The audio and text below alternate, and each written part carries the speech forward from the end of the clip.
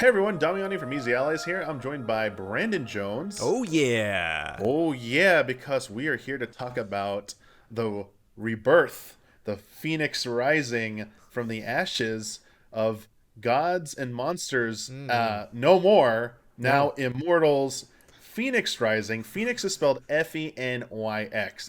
It's spelled that way, not the way you probably are thinking. And this is the Ubisoft game they revealed back at forget what it E3 in Hmm. prehistoric days, Jones. Yeah. And Another time, another place. I got a few hours hands on with this, Hands on. hands Wow. on, and I gotta say, I liked what I played, Jones. You okay? A couple things to set the tone for where I'm at with this. First of all, you messaged me and you're like, "Hey, let's talk about Immortals," and I'm like, "What? What? What is Immortals? What are you What's talking about?" Immortals? And then I'm super busy, and I'm like, I don't know if I'm gonna have time. And Damiani, you were, all but like, you're sitting down with me and we're going to talk about this because from the very, very, very little that you said and just the little taste that we got, this could be a game I could be completely infatuated with. I just don't know a lot about it. And so excited that not only can you tell me what the heck is going on with this game, but you got hands on, got to actually play it. I think even though some of the stuff like yourselves is bad at leaks, even this newest stuff, some of it's been out there now. There's screenshots of it, so people know what's coming. It's going to be unveiled in the. They even said themselves. Ubisoft said that the game formerly known as Gods and Monsters will be in their Ubisoft Forward coming up. So actually, I should rephrase that. It just happened. You're watching this right after the Ubisoft Forward, just recording before. However, I think this is going to be a big deal for them. I think this is going to get people excited because it's been missing action for so long. I Yeah. think And people thought it vanished. I think, regardless of the finer points we're going to get into with gameplay, how many times have we thought, oh, yay, we're going to finally look at Halo Infinite or something, and it just turns out to be kind of weird. We don't see a lot of it. It's just not this kind of big, coming out party that we're waiting for a lot of For this stuff that sure. we're excited about. So let me give you the basics. Let me give you the overview of this game. It's a third person open world action adventure game. Sold. You play as the main character is called Phoenix, and you're playing in the Greek world mythology. Phoenix is fully customizable in appearance. For the sake of our playthrough, the character that's been put out there in the trailer and the screenshots, this young redheaded girl, that is who we got to play as. So we didn't really Okay. get to mess around with that. However, like all your gear changes as you change it out, so we got to like change pieces of gear and see how that looked. Basically, you are this Greek entity known as Typhon has broken free and seeks revenge against all the gods, all the hero, everyone. And it's up to you to fight back and stop this. And by you're gonna do this by accessing famous Greek weapons and gear. They name dropped a whole bunch of sort of like was it the sword of Odysseus? I forget what they are, Okay. but they name dropped a whole bunch of cool weapons like Hermes feet or whatever like that, the bow, like Apollo's bow, stuff like that. Cool. RPG elements, and you can customize and upgrade almost like all your gear, and you have like skill tree abilities, all that stuff. So there's crafting and gathering to upgrade and create new potions, stuff like that. And finally, while you're exploring the world, you got like a bird companion they mentioned that kind of like joins you at some point, and you also ride around mounts. There are horses, so Mm. you have a way to travel. I don't know how early it's gonna be available, but in what we played, we could just summon our horse at any point. I was like, that's very nice. I like this, and it's very good.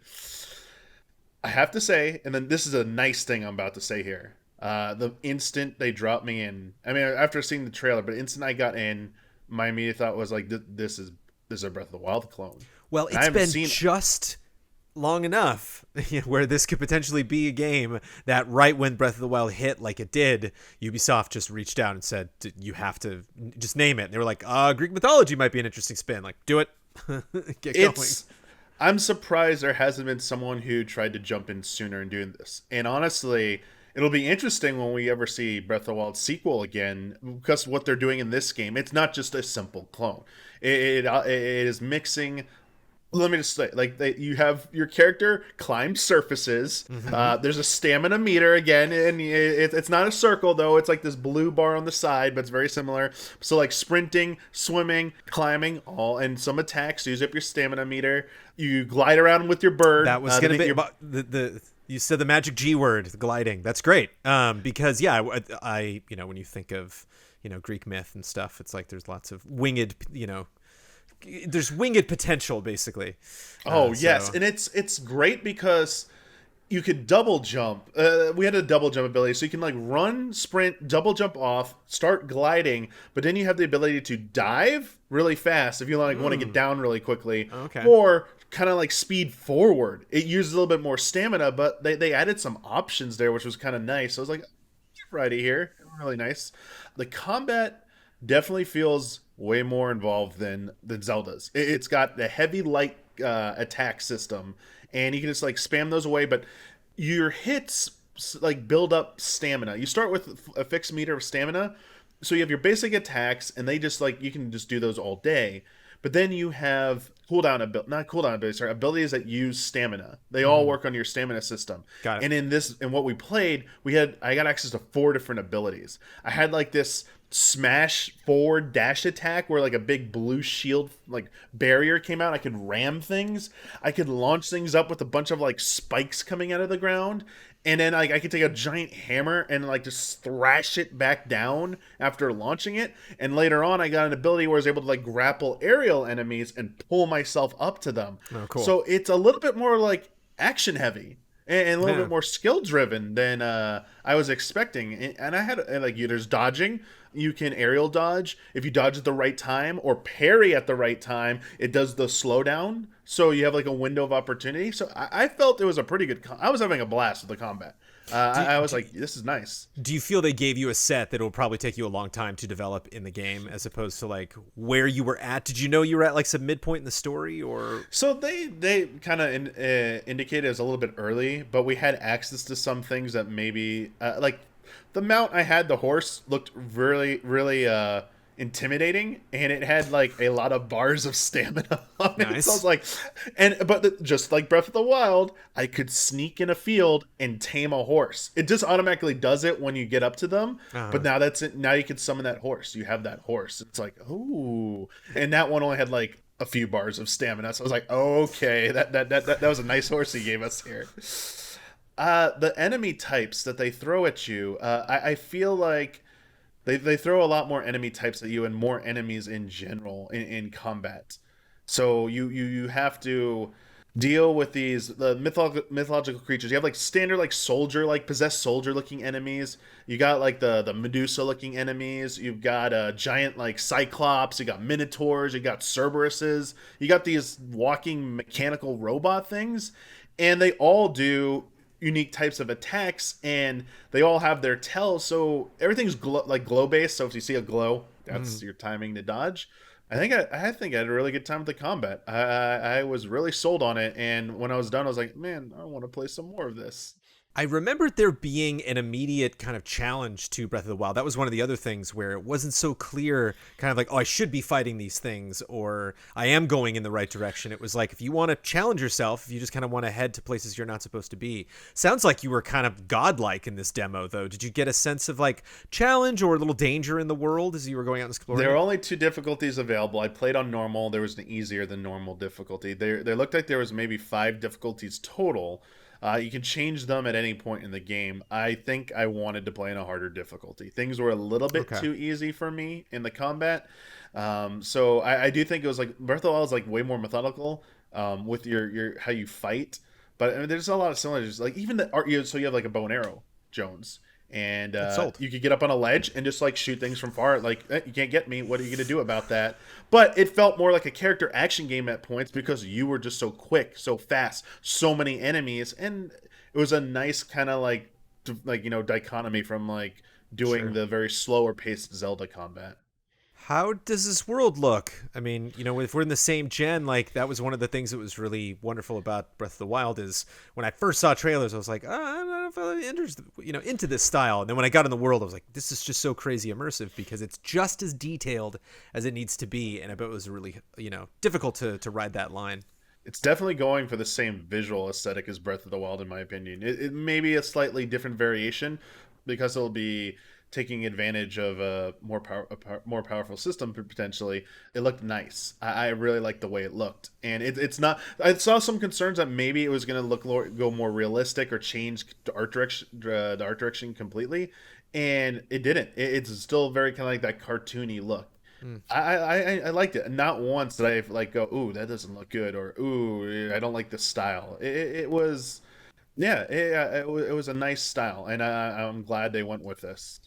This feels good because this could be one of those games that just doesn't work out. It got announced, it was really interesting, but we didn't see any gameplay, and now that this title change happened, and so it can be kind of scary. You know, it's like, is this a Skull and Bones situation? Is this? There's a lot of things, Beyond Good and Evil 2. There's a lot of stuff at Ubisoft that's just kind of been put on hold, and so for you to get to actually play this and have so many positive opinions about it, being able to try so many different items, like a lot of just what you were able to do, you know, today gets me excited. There's a lot more to the game than obviously just combat. I haven't really described like what felt more Assassin's Creedy about the game.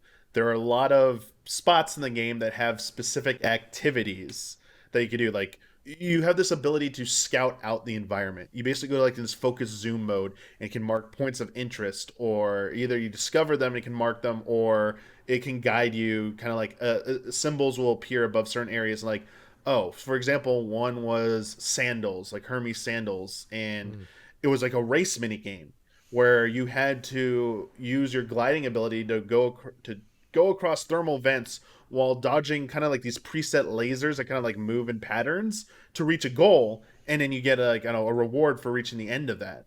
So those are the sprinkled around. They have these archery challenges, Jones. So you have this ability called Apollo's Arrow, Mm-hmm. where you can control an arrow shot like the Nikita in like Metal Gear Solid. Like it's like Okay. you control the arrow. Yeah. You can slow it up, speed it up. You can move it around, and you gotta weave it in and out of these like really tiny like circles and hit your target at the end. And it's like kind of a challenge puzzle thing, which is really nice. They have like just straight up combat stuff where you gotta like kill the enemies in an area and you unlock like a chest. So they're like those types of like activities are just sprinkled around all over the place.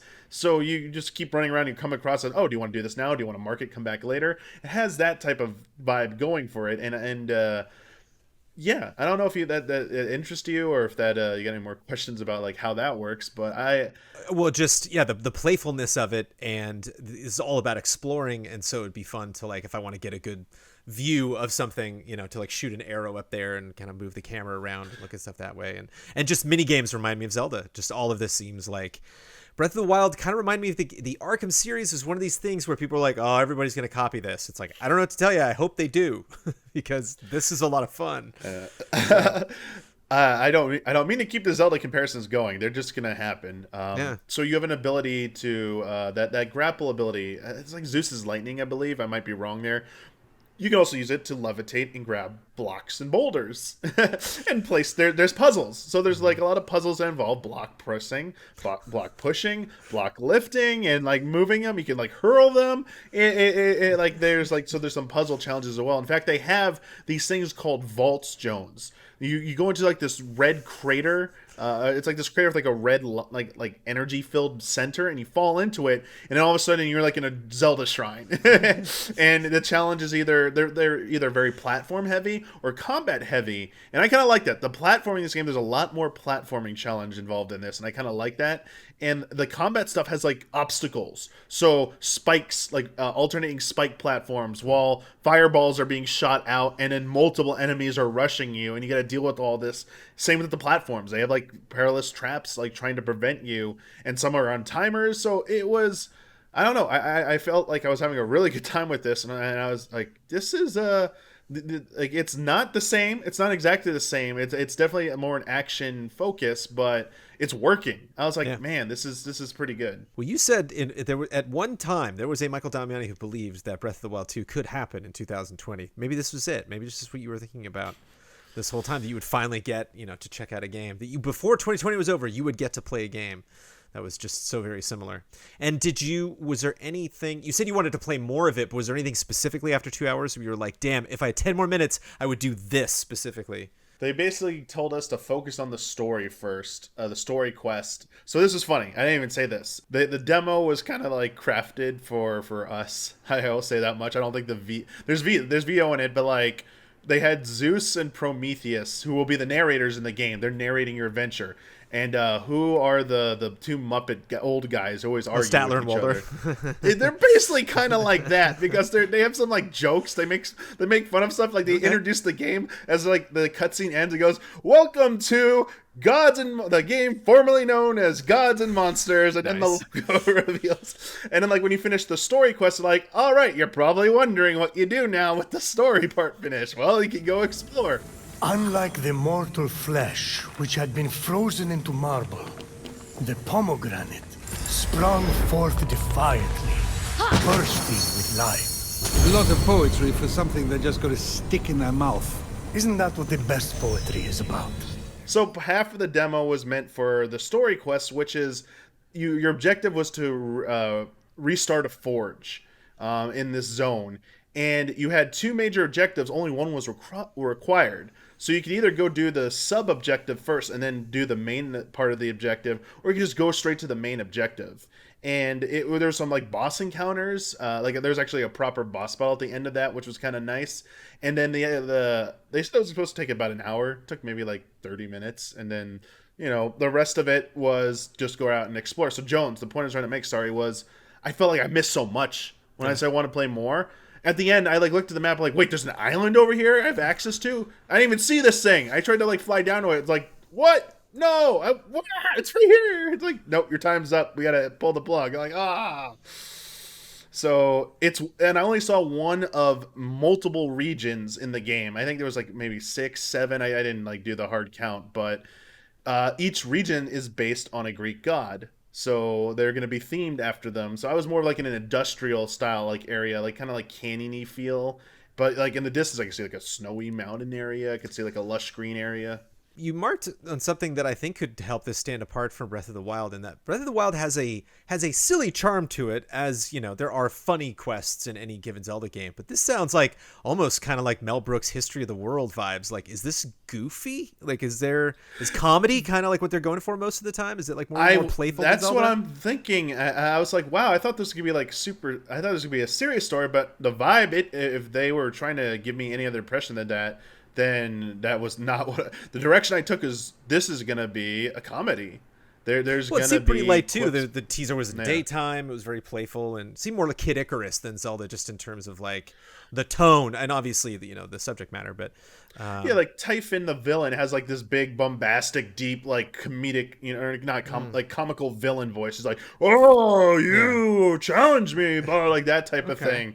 And more Dragon Quest than Final Fantasy, basically. yeah, maybe something like that. But yeah, there's like some randomness to it too. At certain parts, Typhon intervened and like kind of like spawned these kind of like red glowy enemies that were like his spawn, I guess. And they were like way more challenging. It was like this hardened soldier with a spear, and he could summon clones that would fight you. And you're just like riding in a field. All of a sudden, like Typhon starts talking to you. Like this explosion happens by you, and then all of a sudden, this enemy is here, and it's like, wait, what? Like Blood Moon. Keeps you on your toes. Yeah. Like I what? wonder if they were specifically that mechanic. They were thinking like, okay, what's another way this world can change while you're out there? Because I remember it just being like, Blood Moons, I don't care. And then we would show up, be like, cool, I'm not even near there, so that doesn't affect me at all. And then in the end game, I was like, come on, Blood Moon, come on. Like, it was a mechanic I didn't really care about until I was actively, pursuing it or being affected by it. So, yeah, with the time that they've had, I'm really curious what other systems they've evolved. Even just little tiny touches, a lot of that stuff can go a long way.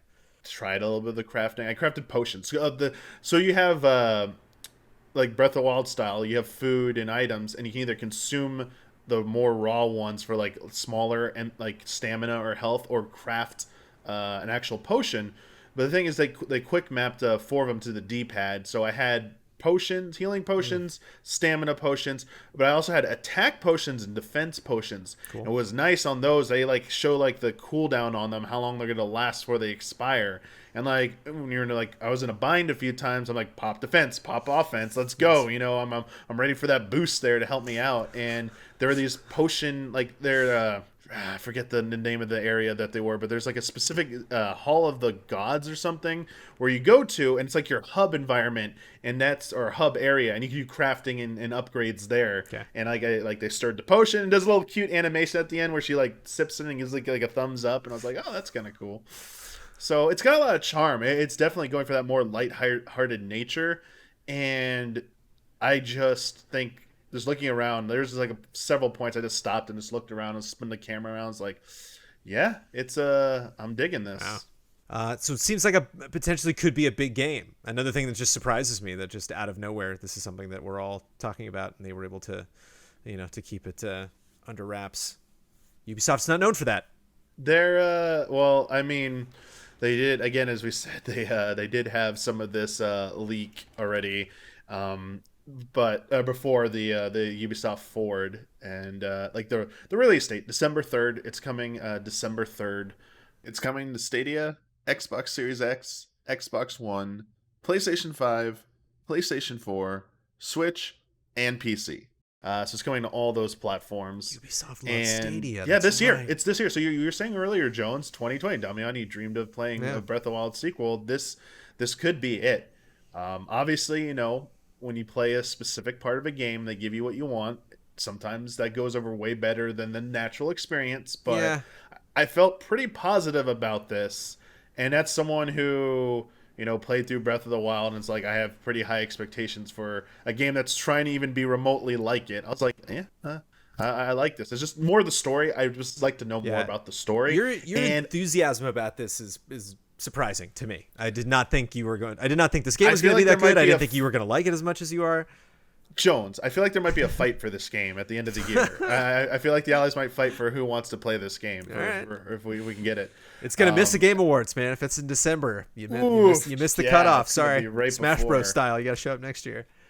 I And we'll say see with how the he's going to do. How Kaylee's going to do this, but with the Greek mythology, I feel like there's no way Nintendo could have made this game on their own. But man, I feel like this was a massive missed opportunity because Nintendo and Ubisoft have been working together, and they had like Mario plus Rabbids, they had the Star Fox and Starlink stuff.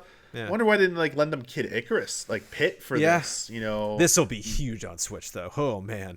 Oh yeah. Like we're with no sign of Breath of the Wild sequel. Yeah. This is gonna fill that void. I know it's coming to all those other platforms, but I feel like this is gonna be a massive game for Switch. But if you want to play it with like the higher fidelity, obviously it's coming to all the other platforms. It'll be nice to play that type of Breath of the Wild style game with like full HD visuals running at maybe a smoother frame rate. Will be nice. And if, this comes to next gen, sometimes next year, you don't have time to play it over the holidays. Ubisoft was like, that's what I made a lot of jumps to next gen for Ubisoft franchises. Black Flag, I think, was like a big one when Xbox One launched. I was just like, wow, I got to get it on this. So, well, how about that? It's on my list. There you go. Looking ahead. Nice. If I'm in a podcast now where everybody talks about my top 5 of the year, it's like, I got to take serious consideration putting that on the list. This is something that, we are going to be talking about for GOTY. Is this something we're going to be that will actually hit that date? Is that more than just a rumor and actually a thing? Yeah. Jones, it's just nice to have another game to look forward to this year. Mm-hmm. It's just a great feeling because I was just Cyberpunk. Is that it? Is that all I'm looking forward to now? Nice treat here. Dreams come true for Michael Damiani. You love to see it. Thank you so much for joining me for this, Brandon. I love it. I'm really glad it seemed you're into it. So even if you don't get to play through it, I hope you try it at some point because I'm very curious to see what the other allies think when they can finally get hands on with this. But that's gonna do it. So thank you everyone for watching, and we'll see you all next time.